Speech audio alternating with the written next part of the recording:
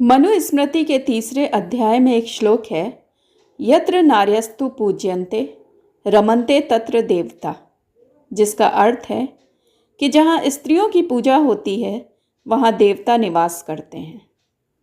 इस श्लोक का अर्थ यह भी हो सकता है कि जहाँ देवता निवास करते हैं वहाँ स्त्रियों की पूजा होती है, क्योंकि स्त्रियों की पूजा निश्चित ही एक ऐसा महान कार्य है जो इंसानों के बस की बात नहीं। यह कार्य देवता ही कर सकते हैं। इंसान, और वह भी आज के कलयुगी इंसान, जो आदमी और इंसान के बीच त्रिशंकु से लटके हुए हैं, उनसे यह अपेक्षा करना कि वे स्त्रियों की पूजा करेंगे बेकार है। नारी शक्ति है, नारी काली है, नारी अन्नपूर्णा है, नारी जगदम्बा है, नारी देवी है। नारी आपके घर की खुशहाली का प्रतीक है, आपकी प्रतिष्ठा का द्योतक है। नारी सब कुछ नहीं तो भी बहुत कुछ है, मगर नारी असुरक्षित है। कुछ वर्ष पहले की ही तो बात है जब नारियों को जन्म लेने से ही रोका जाता था। समाज में थोड़ी जागरूकता आई तो लोगों ने बेटियों को मारना खत्म किया, मगर इस जागरूकता का फ़ायदा कुछ अधिक नहीं हुआ, क्योंकि जो कन्याएं गर्भ में मरने से बच गईं उन्हें दहेज के लिए प्रताड़ित किया जाने लगा और मारा जाने लगा। फिर जो लड़कियां दहेज के लिए नहीं मारी गईं और जिन्होंने कुछ किताबें पढ़कर अपना वजूद बनाना चाहा, उन्हें उनके क्षेत्र में ही शोषण का शिकार होना पड़ा।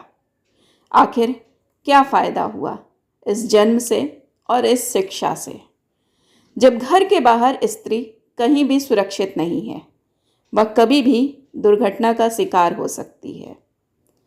कोई भी शहर, कोई भी गांव अब ऐसा नहीं बचा है जहां स्त्रियां शोषित ना हों।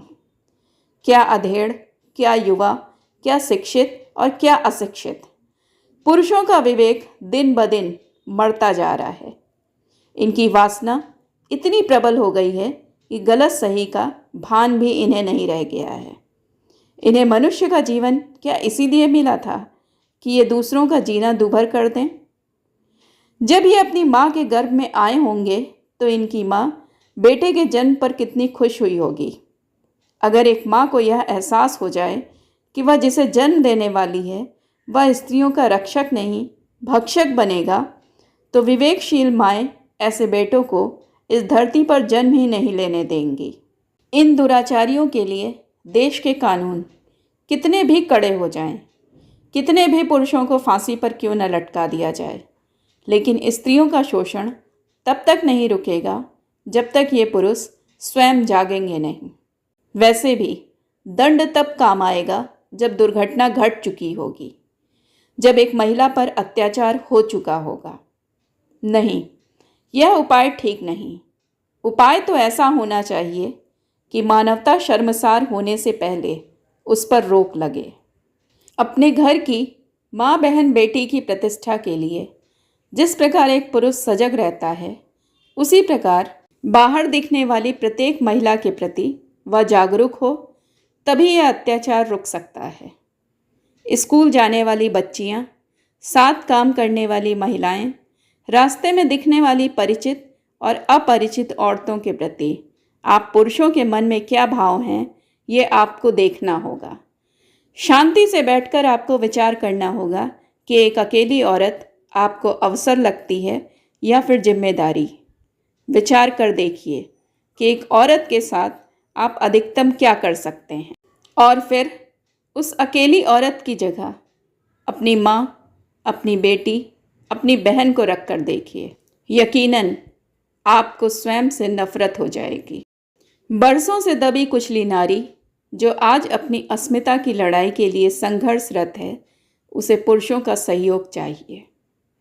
आप नहीं कर सकते सहयोग तो मत कीजिए, लेकिन कम से कम उसके विकास में बाधक तो मत बनिए।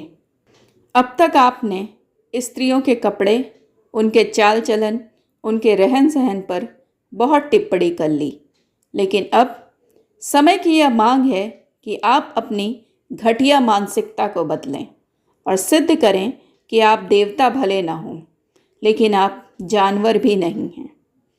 प्रमाणित करें कि आपकी माँ ने आपको पैदा करके धरती पर पाप नहीं बढ़ाया है।